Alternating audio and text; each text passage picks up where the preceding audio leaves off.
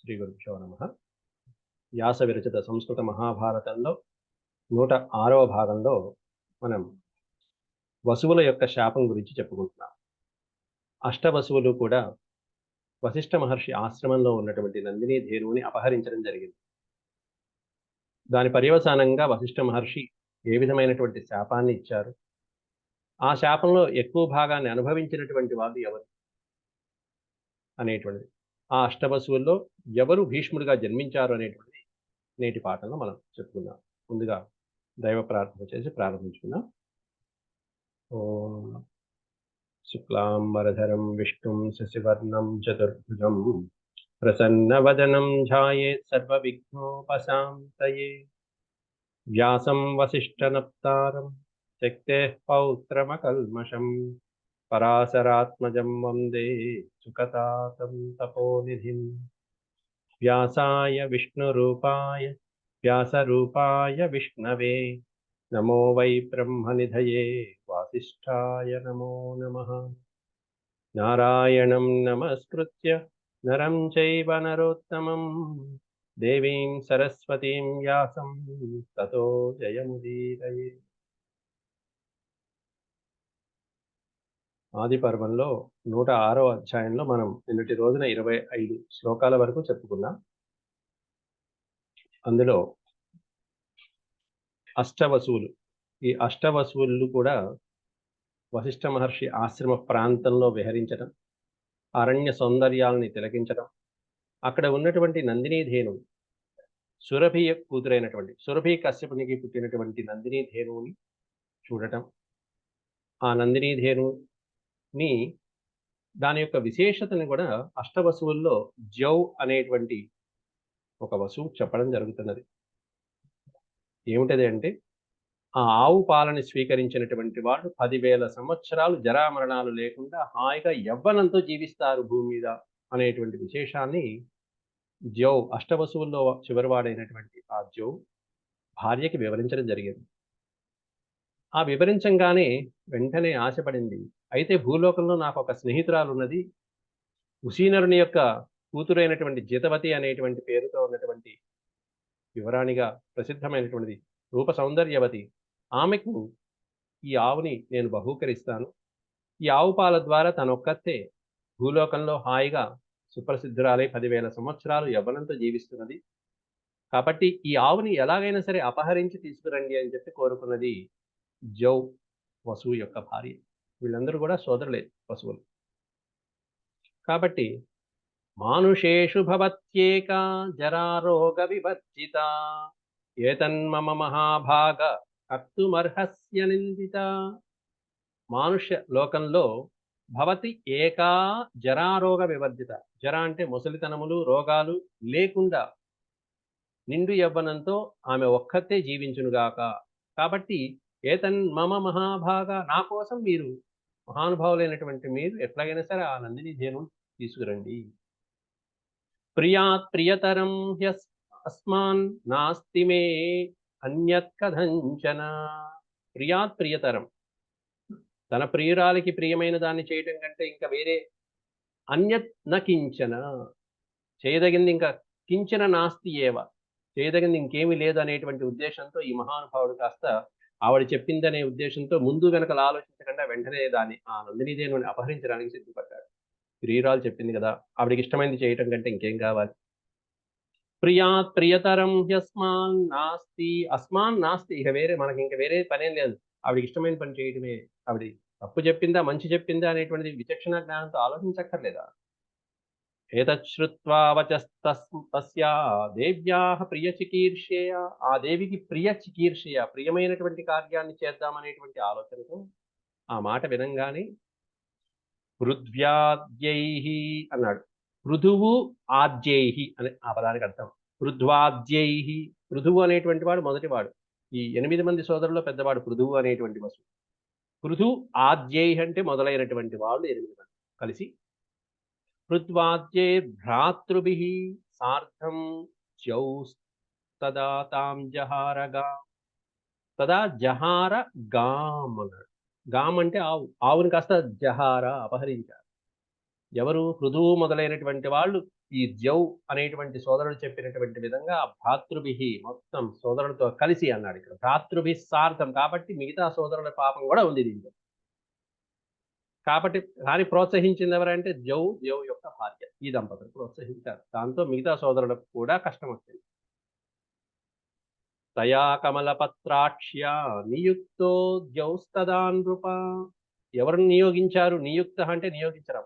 ఇటువంటి చెయ్యకూడనటువంటి పని యందు దుష్కర కర్మ యందు నియోగించింది ఎవరు అంటే ద్యౌః కమలపత్రాక్ష.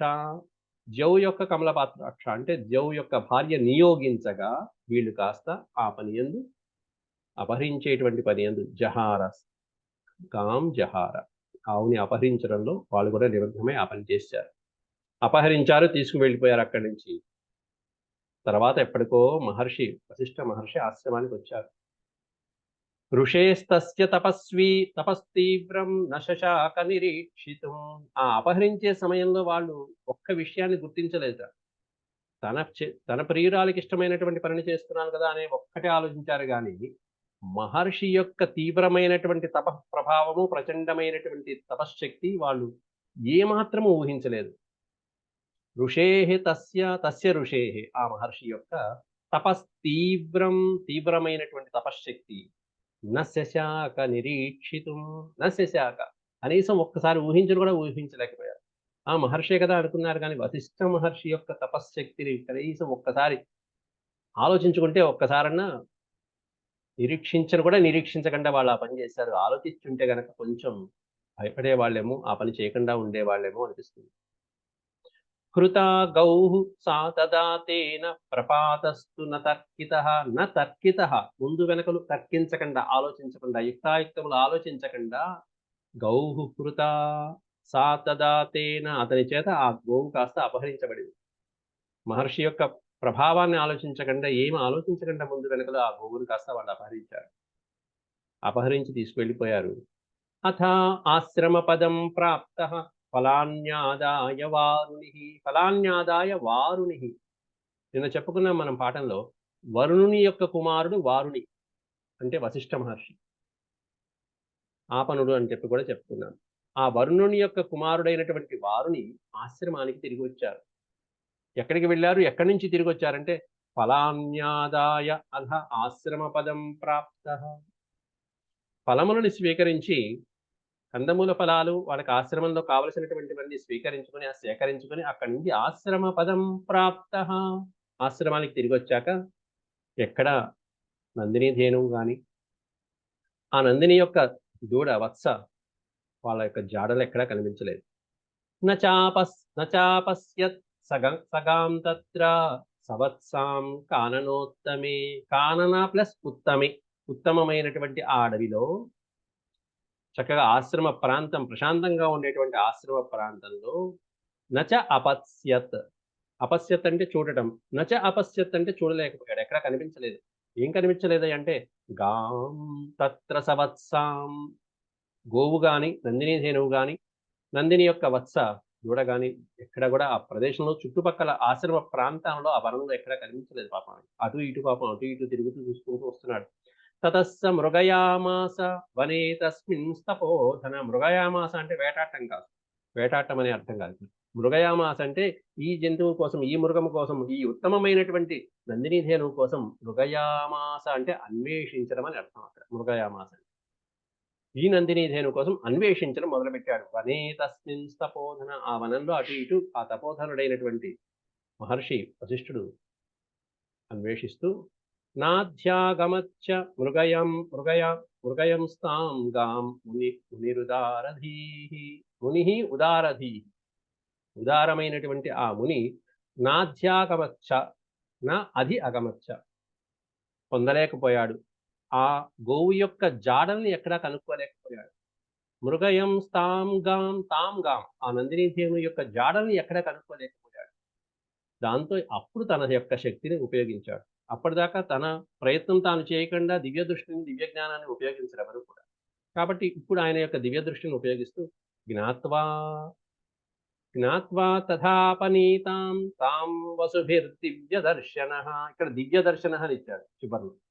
దివ్య దర్శనం అంటే దివ్య జ్ఞానంతో, దివ్య చక్షువులతో దర్శించి ఎవరు అపహరించారు, ఎక్కడికి వెళ్ళాయి ఇవనేటువంటిది జ్ఞాత్వా తెలుసుకుని ఏం తెలుసుకున్నాడు చివరికంటే వసుభిః తాం అపనీతాం అపనీతాం వసువులు అపహరించారు ఈ నందిని ధేనువులు అనేటువంటి విషయాన్ని తెలుసుకున్నాడు. అంత తెలుసుకున్నటువంటి వాడు వాళ్ళ భార్యలకి ఏమీ శపించలా చూడండి. వసువులకే ఈ శిక్ష పడింది. ఎందుకంటే పుట్టవలసింది భార్యలు కాదు, వసువులు పుట్టాలి ఇక్కడ. స్త్రీలు పుట్టకూడదు. భారత కథ నడవాలంటే మహానుభావుడు ఇక్కడ క్షత్రియుడైన భీష్ముడు పుట్టాలి. కాబట్టి భీష్ముడు కాబట్టి వసువుల్ని శిక్షించాడు తప్ప స్త్రీలను వదిలేశాడు. ఆ స్త్రీలు అసలు ప్రోత్సహించినటువంటి స్త్రీలకు ఎటువంటి ఇది లేదు. జ్ఞాత్వా తథా అపనీతాం తాం వసుభిర్దివ్యదర్శనః యయౌ క్రోధవశం సద్యః. సద్యః అంటే వెంటనే క్రోధవశుడైపోయాడు మహానుభావుడైనటువంటి వశిష్ఠుడు కాస్త ఆశ్రమంలో. ఏనుగు జోలికొస్తే ఇంకంతే. కాబట్టి యయౌ క్రోధవశం సద్యః శశాపచ వసూంస్తదా. శశాపచ వసూంస్తదా అక్కడికక్కడే వసువుని కాస్త శాపం పెట్టి పారేశాడు. ఏమని? యస్మాన్ మే వసవో జహ్రుః గాం వై దోగ్ధ్రీం సువాలధిం తస్మాత్ సర్వే జనిష్యంతి మానుషేషు న సంశయః. సందేహం లేకుండా నిస్సందేహంగా ఈ ధేనువుని అపహరించినటువంటి వాళ్ళందరూ కూడా మానుషేషు జనిష్యంతి మానవ లోకంలో జన్మిస్తారు. వాళ్ళందరూ కూడా ఎవరు జన్మిస్తారు? Survey survey వసవః. ముందుగా ప్రోత్సహించినటువంటి జోవే కాకుండా దానికి ఆ కార్యక్రమంలో నిర్వాహకులైనటువంటి వాళ్ళందరినీ కూడా శపించి వారేశారు. తస్మాత్ సర్వే జనిష్యంతి మానుషేషు న సంశయః.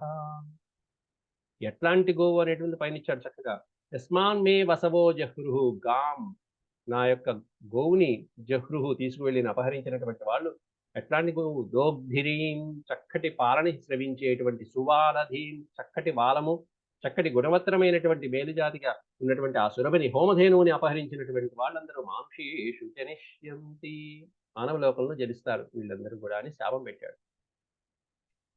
ఏవం శశాప భగవాన్ వసూంస్తాన్ భరతర్షభ వశం క్రోధస్య సంప్రాప్త ఆపవో మునిసత్తమః. మళ్ళీ ఇక్కడ ఆపవ అంటాడు. కవులు ప్రయోగించేటప్పుడు ఎంతసేపు వశిష్ఠుడు అని ప్రయోగించకుండా ఒకసారి ఆపవ అన్నారు, ఒకసారి వారుని అన్నారు. అట్లా రకరకాలుగా మనకి నేర్చుకోవటానికి అధ్యయనం చేసేటువంటి వాళ్ళకి నేర్చుకునేటువంటి విధంగా తీసుకువెళ్తారు కవులు ఎప్పుడు కూడా. సంస్కృత పరిజ్ఞానం పెంపొందించుకోవడం ఇక్కడ. ఏవం శశాప భగవాన్ వసూం తస్మాన్ భరతర్షభ. ఓ భరత వర్షులో ఉత్తముడైనటువంటి మహారాజా, ఓ జనమేజయ మహారాజా అంటూ వైశంపాయనుడు వాళ్ళు చెప్తున్నారు. ఈ విధంగా భగవత్ స్వరూపుడైనటువంటి వశిష్ఠ మహర్షి శశాప శపించేశాడయ్యా. వశం క్రోధస్య సంప్రాప్త క్రోధవశుడైపోయాడు ఆ క్షణంలో. నందినికి అపకారం చేసినటువంటి వాడికి జీవించగలడా? ఇంకా వాళ్ళని చంపకుండా వదిలేశాడు. ఇక పూర్తిగా మానవ లోకంలో కూడా విధ్వంసం చేయకుండా వదిలిపెడుతున్నాడు. అంత క్రోధ సంభవంలో ఉన్నాడు. క్రోధవశం సంప్రాప్త ఆపవో మునిసత్తమః. అట్లాగే శప్త్వాచ తాన్ మహాభాగః తపస్యేవ మనోదధే. వాళ్ళని శపించిన తర్వాత తపస్యేవ మనోదధే. తపస్సు చేసుకుందామని అప్పుడు కూర్చోబోతున్నాడు. ఆయన మనస్సు అప్పుడు తపస్సు మీదకి వెళ్ళింది. ఏవం సప్తవాన్ రాజన్ వసూనష్టౌ తపోధనః. అప్పుడు తపోధనుడైనటువంటి ఆ మహర్షి శపించాడనేటువంటి విషయం అష్టవసువులు తెలుసుకోవడం జరిగింది వాళ్ళ యొక్క శక్తితో, దేవతా శక్తితో. ఏవం సప్తవాన్ రాజన్ వసూనష్టౌ. 8 మంది అష్టవసువుల్ని కూడా శపించేశాడు తపోధనుడైనటువంటి వశిష్ఠుడు. మహాప్రభావో బ్రహ్మర్షిర్దేవాన్ క్రోధ సమన్వితః. ఏవం శప్తాస్తతస్తేన మునినా యామునేన వై. ఆ మహర్షి చేత వరుణుని చేత ఈ విధంగా శపించబడినటువంటి ఆ అష్టవసువులు కూడా అష్టౌ సమస్త వంశవో అని కాదు, ఇక్కడ వసవో అని ఉండాలి, తప్పుపడింది. ఆ సున్నా అనుస్వారం అక్కలే. అష్టౌ సమస్తా వసవో దివో దోషేణ సత్తమ. దివో దోషేణ దైవలోకంలో ఈ దైవ దూషణ చేసినటువంటి కారణంగా నందినీధేనువుని అపహరించినటువంటి దోషంతో ఈ అష్టవసువులు కూడా మెల్లగా వాళ్ళ యొక్క శక్తి తగ్గిపోయింది, క్షీణించడం మొదలుపెట్టింది. వాళ్ళ యొక్క మార్పులు గమనించుకున్నారు. ఏం జరిగిందా అని తెలుసుకుంటే అర్థమైపోయింది ఈ మహానుభావుడు శాపం పెట్టాడని. అథ ఆశ్రమ పదం ప్రాప్తాస్తే. అంటే వాళ్ళందరూ కూడా ఆశ్రమ పదం సంప్రాప్త. మళ్ళీ ఆశ్రమంలోకి వచ్చేసారు, వెనక్కి వచ్చేసారు. అథ అథ ఆశ్రమ పదం ప్రాప్తాస్తే వై భూయో మహాత్మనః. భూయః అనే పదానికి అర్థం ఏంటంటే తిరిగి, మరలా వచ్చారు అని. భూయః అగైన్. మళ్ళీ మహానుభావుడైనటువంటి వశిష్ఠుని ఆశ్రమానికి మళ్ళీ తిరిగి వచ్చారు. ఆయన కాళ్ళ మీద పడిపోయారు. అది మహానుభావుడు యొక్క శాప ప్రభావంతో వాళ్ళ శక్తి పైన అర్థమైపోయింది, శక్తి సన్నగిల్లుతున్నదని. శప్తాస్మ ఇది జానంత. జానంత అంటే తెలుసుకోవడం. ఏం తెలుసుకున్నారా అంటే మహానుభావుడు శపించాడనే విషయం అర్థం. శప్తాస్మ ఇది జానంత ఋషిం ఉపచక్రము ప్రసాదయంతస్తం ఋషిం. తం ఋషిం ప్రసాదయంత. తప్పు చేయడము, తర్వాత పశ్చాత్తాపడటం, చేయటం, పశ్చాత్తాపడటం. ఇది దేవతల్లో చాలా మందికి జరిగినటువంటి సంఘటనలు అప్పుడప్పుడు మనకి ఈ కథల్లో వస్తుంటాయి. కాబట్టి వీటి నుంచి మనం నేర్చుకోవాల్సింది ఎవరిని ఎలా చూడాలి, ఎవరి దగ్గర మనం ఎలా ఉండాలి. మహానుభావుడికి ఇక్కడ అంతకుముందు శ్లోకాల్లో కూడా వచ్చింది, బ్రాహ్మణులకి క్రోధమే, కోపమే అనేటువంటి దాంతోనే వాళ్ళు సంహరిస్తూ ఉంటారు. కాబట్టి జాగ్రత్తగా ఉండాలి. మనకి శాకుంతలంలో వచ్చింది. కాబట్టి ఇక్కడ నందినీధేనువుని, అందులోనూ దివ్యమైనటువంటి ఆ నందినీధేనువుని అపహరించడం తెలిసి కూడా అందులోనూ వసువులు చేసి ప్రారబ్ధ కర్మ అంటారు. వాళ్ళకి అలా పుట్టవలసి వచ్చినటువంటి యోగం ఉంది, పుట్టారు. శప్తాస్మ ఇతి జానంత ఋషిం తముపచక్రము ప్రసాదయంతం ఋషిం.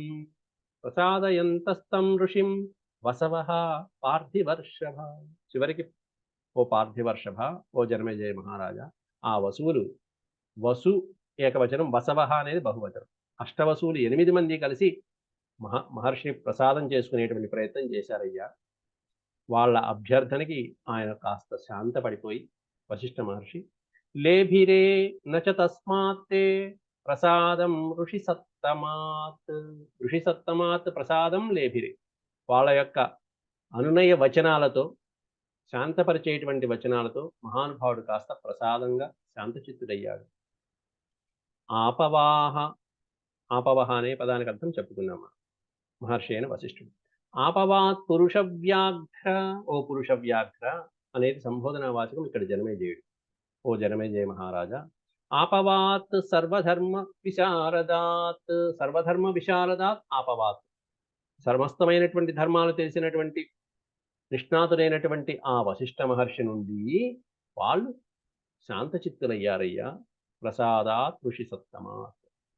ఇక్కడ ఋషి సత్తమాత్, సర్వధర్మ విశారదాత్, ఆపవాత్, ఇవన్నీ పంచమే విభక్తి వచనాలు. అంటే మహర్షి నుండి వాళ్ళు శాంతచిత్తులయ్యారు. ఆయన వలన స్వస్థత పొందారు. కాస్త కొంచెం ఇప్పుడు ఆయన శాపాన్ని పూర్తిగా తొలగించవచ్చు, లేకపోతే దాన్ని కొంచెం, దాని పరిణామాన్ని తగ్గించవచ్చు. ఆయన యొక్క అనుగ్రహం ఎలా ఉంటే అలా. అప్పుడు ఆయన అంటున్నారు, ఉవాచ సధర్మాత్మా శప్తాయూయం ధరాధయ. మీరందరూ భూమి యందు జన్మించవలసిన అగత్యమైతే ఉన్నదయ్యా. కాబట్టి శాపం ఏ విధంగా అయితే నేను పెట్టానో ఆ విధంగా జరిగి తీరుతుంది. కాకపోతే అనుసంవత్సరాత్ సర్వే. ఒక్క సంవత్సరంలో మీరు మళ్ళీ తిరిగి పైకి వస్తారు. అనుసంవత్సరాత్, ఒక్క సంవత్సరం గడిచిన తర్వాత. వాళ్ళు అసలు సంవత్సరం గడిపారా, అలా పుట్టారు, అలా వాళ్ళు మోక్షం లభించింది. కానీ గర్భంలో ఉన్నారుగా 10 నెలలు. కాబట్టి అనుసంవత్సరాత్ సర్వే శాపమోక్షమవాప్స్యథ. ఈ శాపము నుండి మీరు మోక్షం పొందుతారు. శాపమోక్షమవాప్స్యథ. ఎప్పుడు శాప విమోచనం పొందుతారంటే అనుసంవత్సరాత్ సర్వే. ఒక్క సంవత్సర కాలం పాటు మీరు అక్కడ జీవించవలసిన అగత్యం ఉంటుంది. తర్వాత మీరు పైకి వచ్చేస్తారు. కానీ అయం తు యత్కృతే యూయం మయా శప్తా న వత్స్యతి. సవత్స్యతి. సహా వత్స్యతి. ఒక్కడు జీవిస్తాడు. వత్స్యతి అంటే జీవించడం. సహా అంటే అతడు మాత్రం జీవించి ఉంటాడు. ఎవడంటే నేను ఎవరి కారణంతో అయితే ఈ శాపాన్ని మీ అందరికీ పెట్టాను వాడు జీవించి ఉంటాడు. మయా శప్తాః, నా చేత శపించబడ్డారు. యూయం, మీరందరూ కూడా.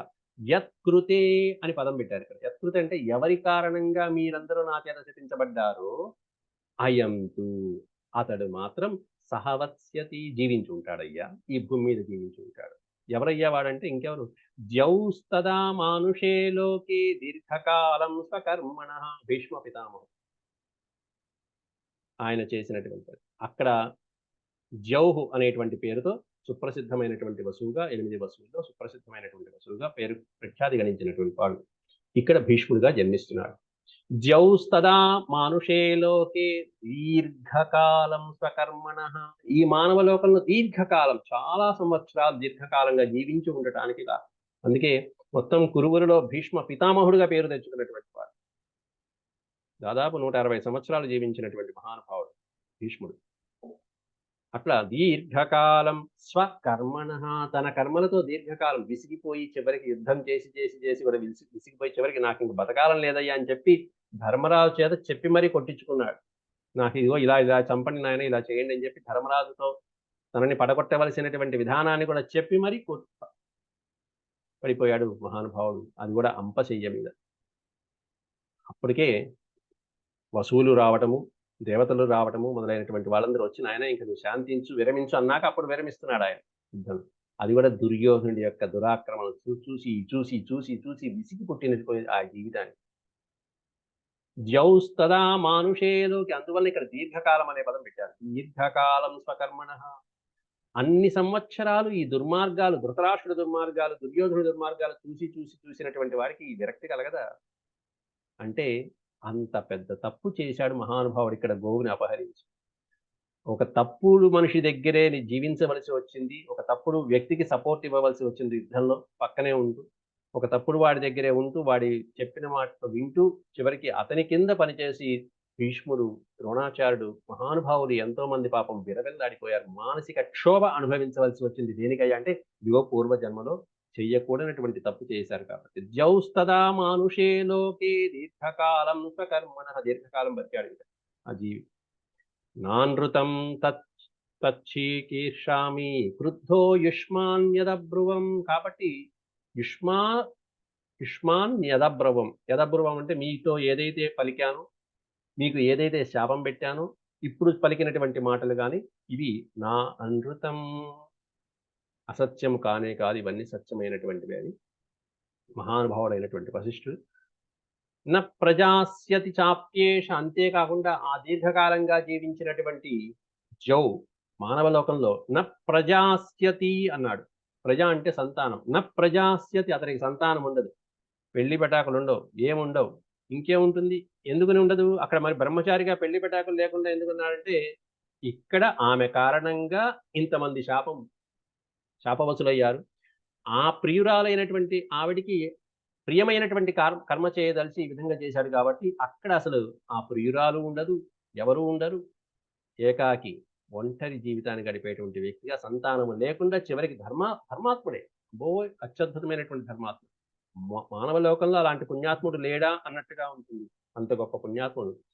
కాకపోతే ప్రజాస్యతి న ప్రజాస్యతి, బ్రహ్మచారిగా ఉంటాడు. న ప్రజాస్యతి చాప్యేష మానుషేషు మహామనాహ. మహామనాహ అని పదం పెట్టారు. గొప్ప మనసు కలిగినటువంటి వాడు, గొప్ప మానవ లోకంలోనే మహాత్ముడైనటువంటి వాడుగా పేరు తెచ్చుకున్నటువంటి వాడు కేవలం బ్రహ్మచారిగా ఉంటాడు. ఇక్కడ మాత్రం భార్య ఉంది, భార్య చెప్పిన మాట విన్నాడు, భార్య ఆడిచ్చినట్టే ఆడాడు.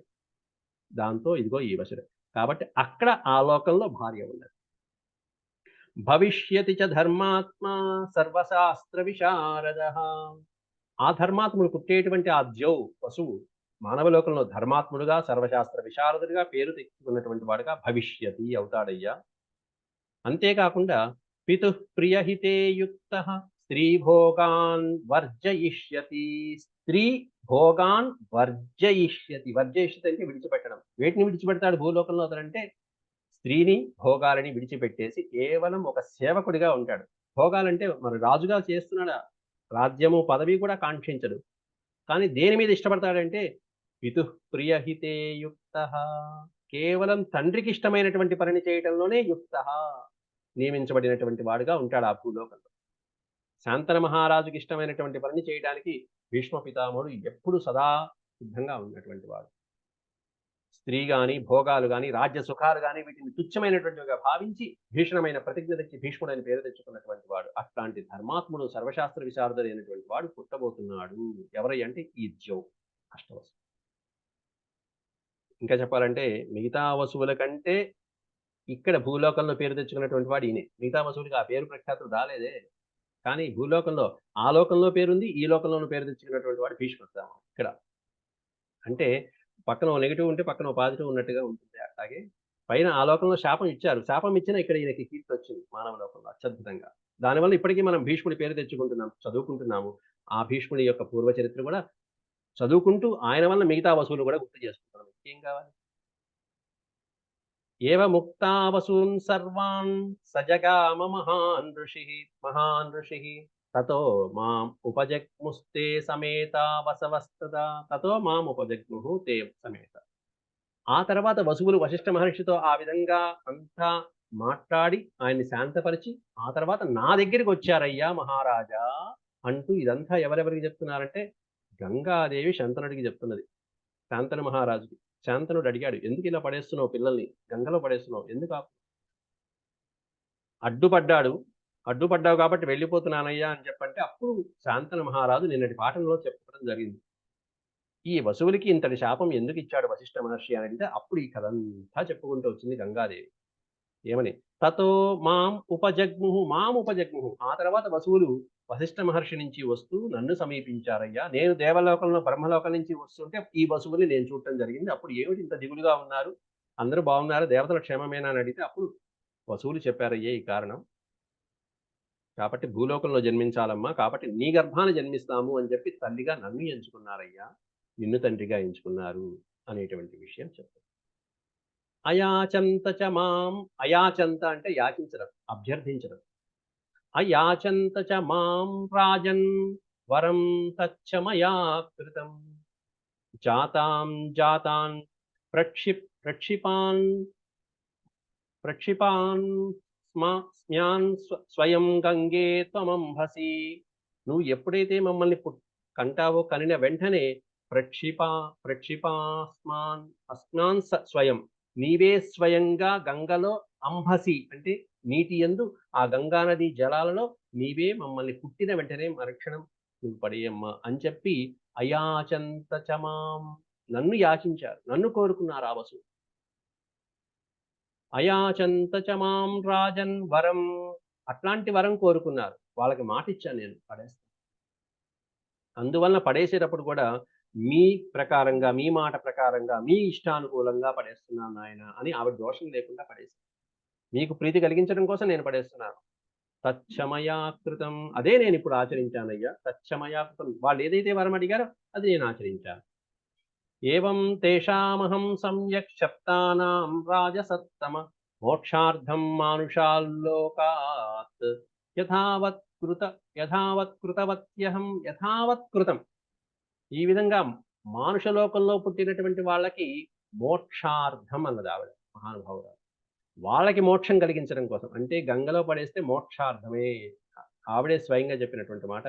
తర్వాత భీష్మ పితామహుడు అత్యద్భుతంగా చెప్తాడు శాంతి పర్వంలో గంగాదేవి యొక్క మహిమ గురించి. అబ్బో మాటల్లో నేను చెప్పలేనయ్యా అంటాడు ధర్మరాజు. నా మాటల్లో నా జీవితకాలం సరిపోదు గంగాదేవి యొక్క గొప్పతనం చెప్పడానికి. కాబట్టి మానవ లోకంలో పుట్టిన వాళ్ళని మోక్షం తీసుకురావడం కోసం ఏవం తేషామహం సమ్యక్ శప్తానాం రాజసత్తమ మోక్షార్థం మానుషాల్లోకాత్ యథావత్ కృతవత్యహం యథావత్ కృతం. ఏం చేయాలో అది చేశాను వాళ్ళకు అనుకున్నట్టు. అయం శాపాద్ ఋషేస్తస్య ఏక ఏవ నృపోత్తమ. కాబట్టి ఆ మహర్షి యొక్క శాపం అనుగుణంగానే ఏక ఏవ ఒక్కడు మాత్రం జీవించి ఉంటాడు, వాడే వీడు. ఏక ఏవ నృపోత్తమ ఎవరయ్యా అంటే జౌ రాజన్ మానుషే లోకే చిరం వత్స్యతి భారత. ఓ భారత, ఓ భరత వంశంలో శ్రేష్ఠుడైనటువంటి ఓ శాంతన మహారాజా, చిరం వత్స్యతి చిరకాలం జీవించి ఉంటాడు. వత్స్యతి అంటే జీవించడం. చిరకాలం చాలా కాలం జీవించి ఉంటాడయ్యా. ఎవరయ్యా అంటే జౌ అనేటువంటి ఈ వసువు మాత్రం, ఈ పుట్టినటువంటి 8వ పిల్లవాడు మాత్రం ఈ లోకంలో చాలా కాలం పాటు జీవించి ఉంటాడు. అయం కుమారః పుత్రః తే వివృద్ధః పునరేష్యతి అహం చ తే భవిష్యామి ఆహ్వానోపగతాన్ నృప. అయం చ కుమారః తే పుత్రః ఈ కుమారుడు నీ కుమారుడు. వివృద్ధః పునరేష్యతి వీడిని పెంచి పెద్దవాణ్ణి చేసి పునః ఏష్యతి మళ్ళీ నేను తీసుకొస్తాను. ఏష్యతి అంటే తీసుకురావు.